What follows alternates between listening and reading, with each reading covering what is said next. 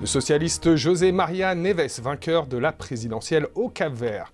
Selon les résultats provisoires, l'ancien Premier ministre a récolté 51,7% des voix dès le premier tour. Il devance un autre ex-Premier ministre, Carlos Vega, issu de la majorité parlementaire. Une cohabitation politique avec une majorité de centre-droit se profile désormais.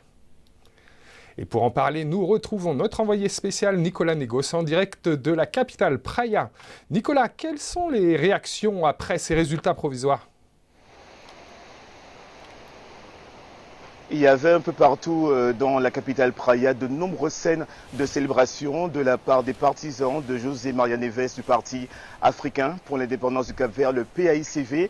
Et vous imaginez bien, Pierre-Luc, dans le camp inverse, celui de Carlos Vega, c'était la déception, la désillusion. Carlos Vega qui a très rapidement reconnu sa défaite et félicité son adversaire. José Maria Neves, 61 ans, a été Premier ministre du Cap-Vert entre 2001 et 2016. Hier soir, je me suis rendu à son QG de campagne et il m'a expliqué quelles seraient ses priorités. Écoutez. La priorité, c'est travailler avec le gouvernement, les autorités locales pour garantir la croissance de l'économie, la création des emplois et pour réduire la pauvreté et les inégalités au Cap-Vert. Et pour accélérer les processus de modernisation et de transformation de notre pays.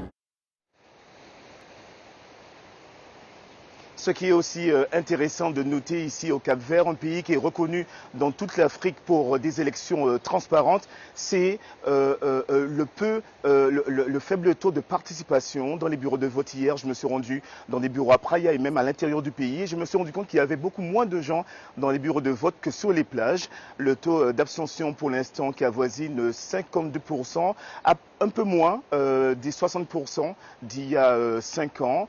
Hier, j'ai rencontré le chef de la mission des observateurs de la CEDEAO, Francis Béanzin, qui m'a expliqué que selon lui, ce faible taux de participation serait dû à un manque de motivation de la population. Écoutez. De façon générale, il faut constater qu'il y a une démotivation de la population par rapport à la chose électorale. On peut comprendre que la gouvernance de nos cités en ajoute au dégoût de la population d'aller choisir leurs dirigeants. Mais vous savez, la démocratie, c'est un combat permanent. C'est un combat permanent, aussi bien dans les vieilles démocraties que nos jeunes démocraties.